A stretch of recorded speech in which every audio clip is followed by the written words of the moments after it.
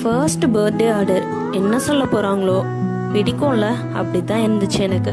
போன வருஷம் Instagram page கூட ஓப்பன் பண்ணல, ஜஸ்ட் இப்போதான் பிஸ்னஸ் ஸ்டார்ட் பண்ண போகிறேன் நான் சொன்னேன்.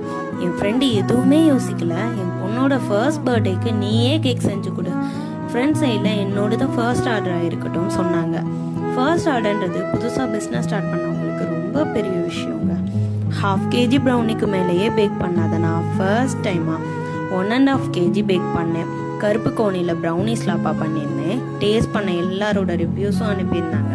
இப்போ பாப்பாவோட செகண்ட் பர்த்டேக்கு அவங்க ஆஃபீஸில் தரதுக்காக சேம் கருப்பு கவுனி ப்ரௌனிலேயே 1 kg கேட்டாங்க. எல்லாருமே டேஸ்ட் பண்ணிட்டு வேற லெவல் சொல்லிட்டு ஆர்டர் பண்ணுறதுக்காக வாட்ஸ்அப் நம்பர் கேட்டாங்கன்னு சொன்னாங்க. ரொம்ப சந்தோஷமாக இருந்துச்சு. Thank you so much Nanbi and happy birthday Amizhthini குட்டி.